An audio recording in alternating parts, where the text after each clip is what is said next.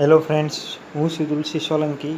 મારી YouTube channel તુલસી સોલંકીમાં આપનું હાર્દિક સ્વાગત છે. તો આજે આપણે ધોરણ 11 ભૂગોળની અંદર ચોથું ચેપ્ટર પૂગ્યા છીએ કે ભૂકંપ અને જ્વાળામુખી.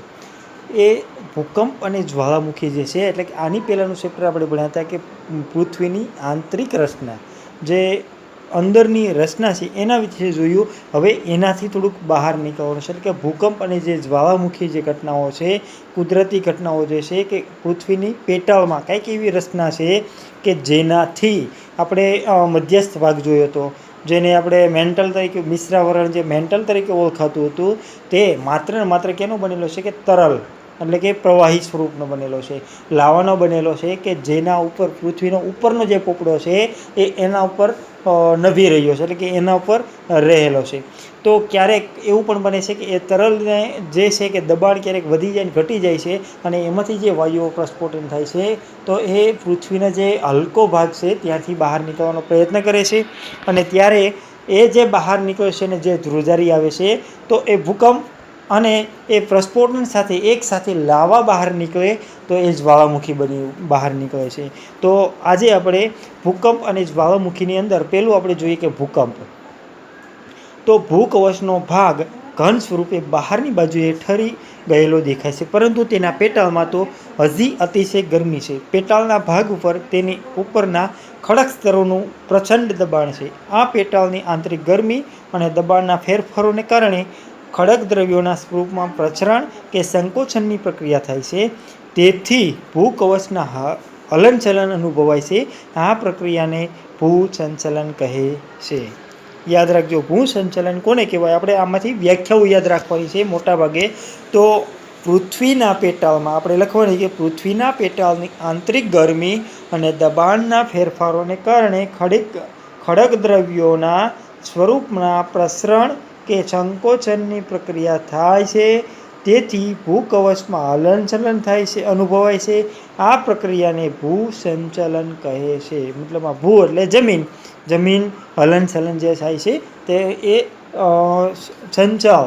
આપણે ઘણી વખત કહીએ કે મન સંચાલ, એટલે કે મન એક જગ્યાએથી બીજી જગ્યાએ તરત ને તરત ભટકતું હોય. તો ભૂસંચલન એટલે કે જમીન છે એ હલનચલન થવી, તો એને ભૂસંચલન કહેવાય છે. ભૂસંચલન મંદ અને ઝડપી પણ હોઈ શકે, ક્યારેક મંદ પણ હોઈ શકે અને ક્યારેક ઝડપી પણ હોઈ શકે. તો મંદનું તો આપણે જોવાનું નથી, પણ ઝડપીનું જોઈએ કે પૃથ્વીના પેટાળમાં ગરમી અને દબાણમાં ઝડપી ફેરફારોથી જે સંચલન અનુભવાય છે તેને ઝડપી ભૂસંચલન કહેવાય છે. પૃથ્વીના પેટાળમાં ગરમી અને દબાણમાં ઝડપી ફેરફારોથી જે ભૂસંચલન અનુભવાય છે તેને ઝડપી ભૂસંચલન કહે છે. જ્વાળામુખી અને ભૂકંપ પ્રક્રિયાઓ એ ઝડપી ભૂસંચલનની ક્રિયાઓ છે, જે પૃથ્વીની નબળી ભૂરચનાવાળા પ્રદેશોમાં અનેક પરિવર્તન લાવે છે. ભૂસંચલનની ક્રિયાને કારણે પૃથ્વી સપાટીનો અમુક નબળો ભાગ આકસ્મિક રીતે ધ્રુજી ઉઠે છે. ત્યારે તે આકસ્મિક ધ્રુજારીને ભૂકંપ કહેવામાં આવે છે. પૃથ્વી સપાટી, જો આ વ્યાખ્યા યાદ રાખજો, પહેલી વ્યાખ્યા આપણે ભૂસંચલન જોઈએ, હવે ભૂકંપની જોઈએ. તો પૃથ્વી સપાટીનો અમુક નબળો ભાગ આકસ્મિક રીતે ધ્રુજી ઉઠે ત્યારે એ આકસ્મિક ધ્રુજારીને ભૂકંપ કહેવાય. ભૂસંચલનની ક્રિયાને કારણે પૃથ્વી સપાટીનો અમુક નબળો ભાગ આકસ્મિક રીતે ધ્રુજી ઉઠે ત્યારે તે આકસ્મિક ધ્રુજારીને ભૂકંપ કહેવાય. હવે ભૂકંપ એકાએક આકસ્મિક રીતે ત્વરિત થાય છે. ત્વરિત એટલે કે ઝડપી ઘટના બને છે.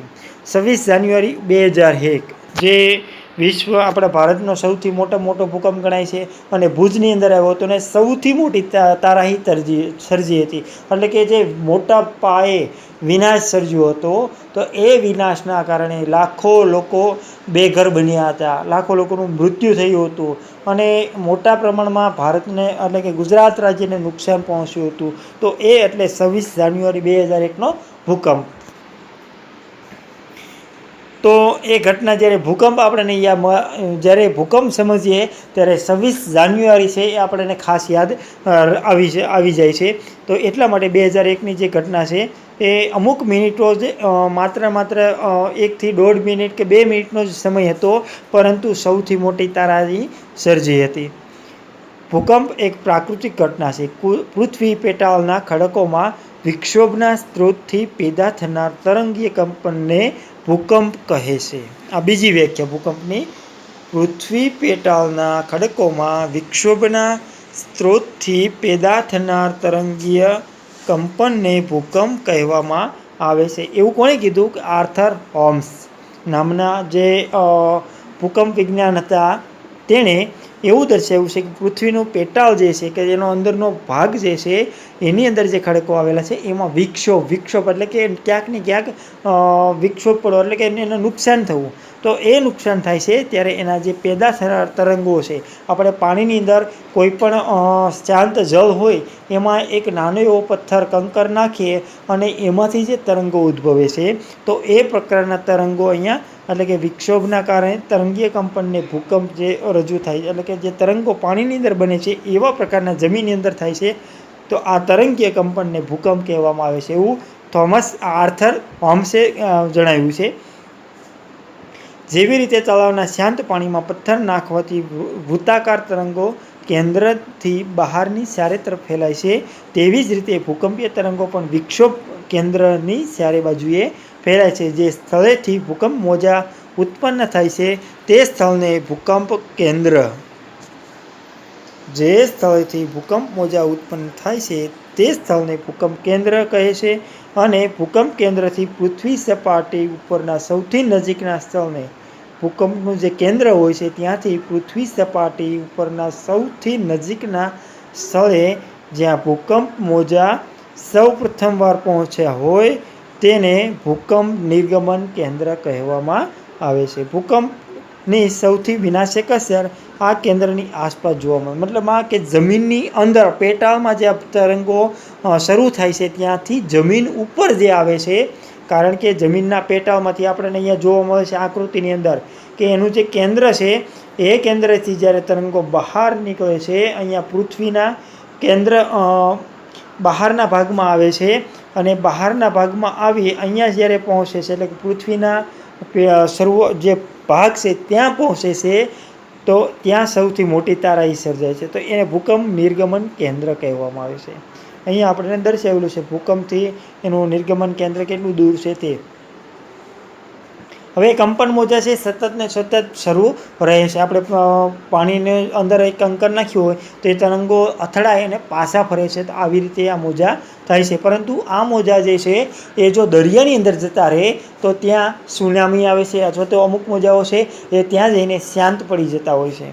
તો હવે આપણે જોઈએ આમાં ટોટલ 5 વ્યાખ્યાઓ થઈ. એક ભૂસંચલન, બીજું ભૂકંપ, પછી ત્રીજું ભૂકંપ કેન્દ્ર અને ચોથું ભૂકંપ નિર્ગમન કેન્દ્ર અને પાંચમું છે આર્થર હોમ્સની ભૂકંપની વ્યાખ્યા. આ 5 વ્યાખ્યાઓ આમાંથી કમ્પ્લીટ કરવાની રહેશે. હવે જોઈએ કે ભૂકંપ કેન્દ્ર પૃથ્વી સપાટીથી આશરે 700 કિમી ઊંડાઈએ એટલે કે નીચે સ્તરમાં હોય છે. ત્યાંથી કંપન મોજા શરૂ થઈ થોડીક સેકન્ડમાં પૃથ્વીની સપાટી સુધી પહોંચે છે. જો આ કેન્દ્ર આશરે 60 કિમીની ઊંડાઈએ હોય તો શીશ્રા ભૂકંપ કહેવામાં આવે છે. જો આ ભૂકંપના એને અલગ પ્રકાર પાડ્યા, પણ 700 કિમીની ઊંડાઈ 33 કિમીની ઊંડાઈ પછી આપણે મિશ્રાવરણ મેન્ટલ આવી જાય છે. તો એ મિશ્રાવરણ જે છે તો એ મતલબમાં 2900 કિમી સુધી ઊંડે ધરાવે છે. તો 700 કિમીની ઊંડાઈ સુધી જે સ્તર આવેલા છે એટલે કે ત્યાંથી મોજા ઉદ્ભવે છે. તો 60 કિમીની ઊંડાઈએ જો હોય તેને શીશ્રા ભૂકંપ કહેવામાં આવે.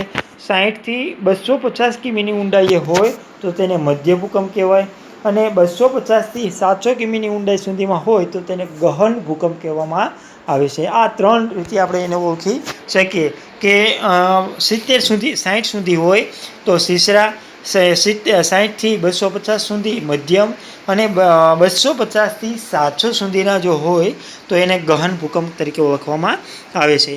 તો હવે આપણે જોઈએ કે ભૂકંપ આલેખક અને ભૂકંપ મોજા. ભૂકંપ આલેખક જે ભૂકંપ માપવા માટેનું સાધન છે તે ભૂકંપ આલેખક અને ભૂકંપના જે મોજાઓ જે ઉત્પન્ન થાય છે તે બંને આપણે જોઈએ. ભૂકંપનો અભ્યાસ કરતા વિજ્ઞાનને ભૂકંપ વિજ્ઞાન તરીકે ઓળખવામાં આવે છે. ભૂકંપનો જે અભ્યાસ કરવામાં આવે છે જે વિજ્ઞાનની અંદર, તેને ભૂકંપ વિજ્ઞાન તરીકે ઓળખવામાં આવે છે. કારણ કે ગ્રીક ભાષાઓના સિસ્મોસ શબ્દ પરથી આ શબ્દ બન્યો છે, જેનો અર્થ થાય છે ભૂકંપ. ગ્રીક ભાષાનો શબ્દ કયો છે? સિસ્મોસ, જેનો શબ્દ અર્થ થાય છે ભૂકંપ. તો એના ઉપરથી ભૂકંપ વિજ્ઞાન નામ પડ્યું છે.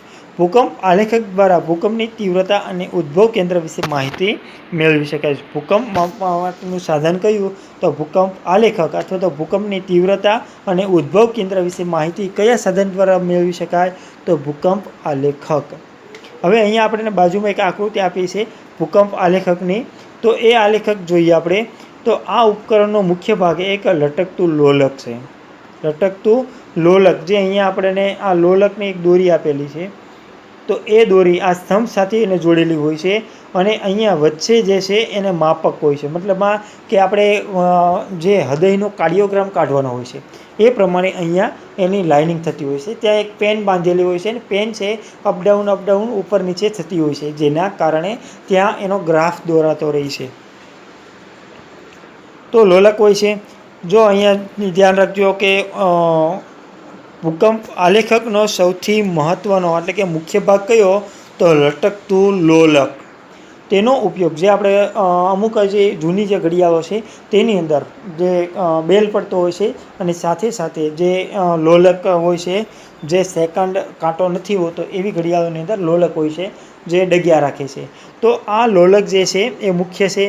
તેનો ઉપરનો છેડો એક સ્તંભ સાથે બાંધેલો છે, બીજો છેડો હલનચલન માટે છૂટો રહે છે. તેની સાથે એક પેન જોડેલી હોય છે.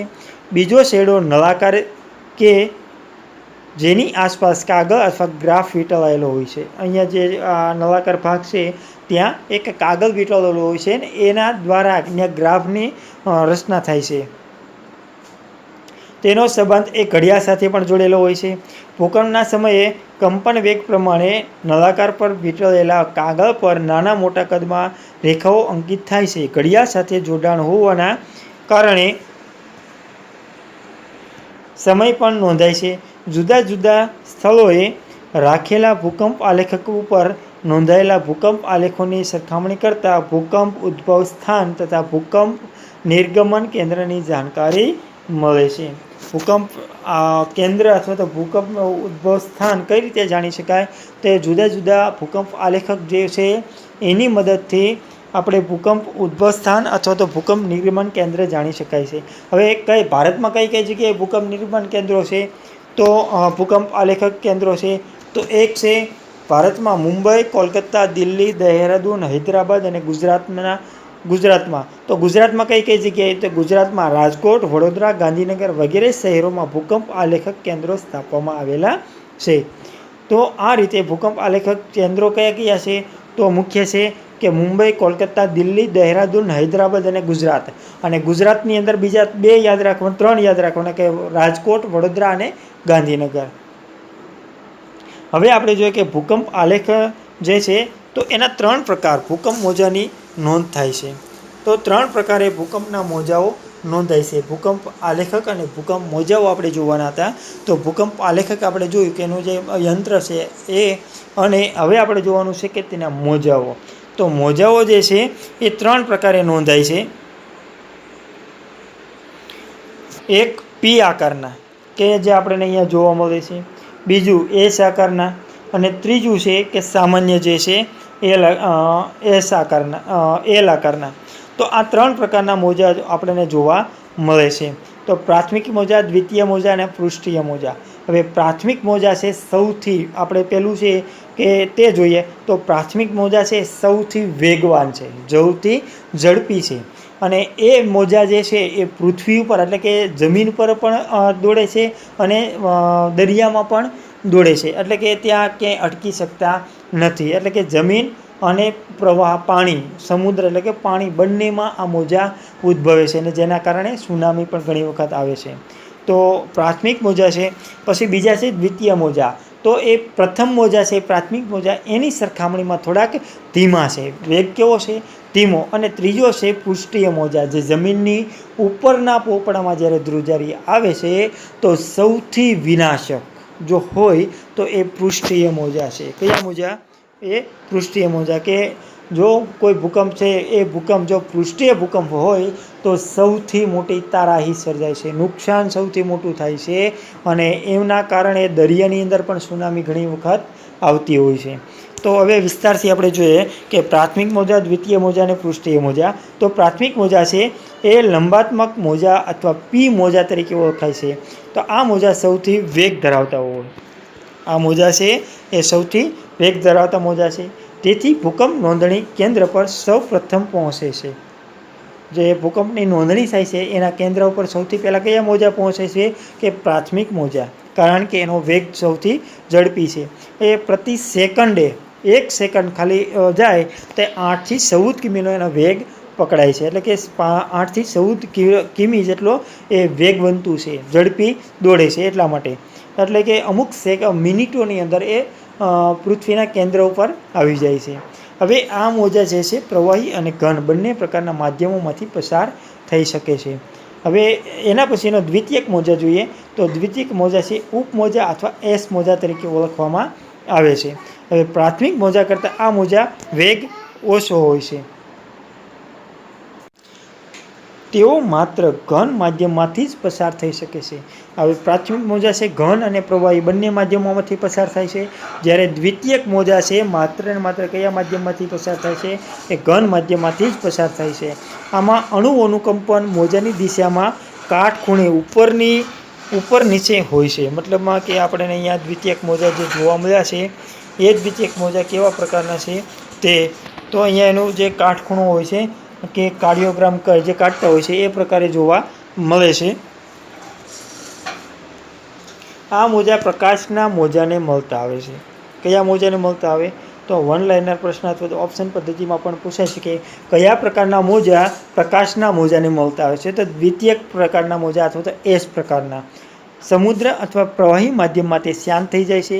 તે પણ ભૂસપાટીથી વધુ ઊંડાઈએ પ્રવેશ કરે છે. ભૂસપાટી જે છે તેનાથી વધારે ઊંડાઈની અંદર જોવા મળે છે. હવે ત્રીજા નંબરના જોઈએ કે પૃષ્ઠીય મોજા એલાકારના.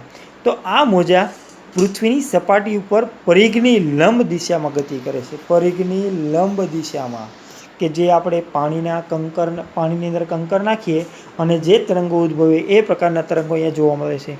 શાંત સરોવરમાં પથ્થર નાખવાથી જેવા મોજા ઉત્પન્ન થાય છે તેવા આ મોજા છે. તેમની ગતિ પ્રતિ સેકન્ડે 3 કિમીની છે. જો આપણે ઓપ્શન પદ્ધતિમાં પૂછાઈ શકે કે પૃષ્ઠીય મોજાની પ્રતિ સેકન્ડે ઝડપ કેટલી છે કે 3 કિમી. આ મોજા સૌથી વધુ વિનાશક છે. સૌથી વધુ ખતરનાક જો કોઈ મોજા હોય તો એ પૃષ્ઠીય મોજા. ભૂકંપના કારણે જે તબાહી મચે છે તે આ મોજાના કારણે છે. આ મોજા સમુદ્રમાં પ્રવેશે છે ત્યારે સમુદ્રના પાણીમાં ખૂબ ઊંચા વિશાળકાય અને વિનાશક મોજા ઉછળે છે, જેને સુનામી કહે છે. સમુદ્રના પાણીમાં ખૂબ ઊંચા અને વિશાળકાય અને વિનાશક મોજા ઉછળે છે તેને સુનામી કહે છે. સુનામીની વ્યાખ્યા ક્યાંય નહીં આપી હોય, આપણને પૂછાઈ જાય તો આ યાદ રાખવાની. આ મોજા ભૂગર્ભમાંથી પસાર થતા ન હોવાથી પૃથ્વીની આંતરિક રચના જાણવામાં ઉપયોગી થતા નથી. જ્યારે પી અને એસ જે મોજા છે એ પૃથ્વીની આંતરિક રચના જાણવા માટે ક્યાંક ને ક્યાંક ઉપયોગ થાય છે, પરંતુ પૃષ્ઠીય જે મોજા છે એ પૃથ્વીની આંતરિક રચના જાણવામાં ઉપયોગી થતા નથી. વન લાઇનર પ્રશ્ન અથવા તો ઓપ્શન પદ્ધતિમાં પૂછાઈ જાય તો યાદ રાખવાનું. પી અને એસ મોજા ગતિ અને દિશાની લાક્ષણિકતા પૃથ્વીના આંતરિક ભાગોની ભૂસ્તરીય રચના વિશે માહિતી પૂરી પાડે છે. તો અહીંયા સુધી આપણે રાખીએ કે આપણે આજે 2 ટોપિક ભણ્યા કે એક તો પૃથ્વીની ભૂકંપ વિશેની માહિતી, પ્રસ્તાવના અથવા તો તેની વ્યાખ્યાઓ જે આપણે 5 કીધી છે. એક ભૂ સંચલન, બીજું ભૂકંપ એટલે શું, પછી એલ્થસ લેમ્સ જે ભૂકંપ વૈજ્ઞાનિક હતા તેની એક વ્યાખ્યા, પછી ભૂકંપ કેન્દ્ર અને ભૂકંપ નિર્ગમન કેન્દ્ર. આ 5 વ્યાખ્યાઓ એ ઉપરાંત ભૂકંપ આલેખક એના પછી ભૂકંપના મોજાઓ જે છે 3 પ્રકારના એ મોજાઓ વિશે માહિતી આપણે સ્પષ્ટ કરવાની રહેશે. ત્યાં સુધી રજા લઈએ. હવે નેક્સ્ટ ટાઈમ આપણે ભૂકંપના કારણો અને જ્વાળામુખી વિશે ભણીશું. ત્યાં સુધી રજા લઈએ. જય હિન્દ, જય ભારત.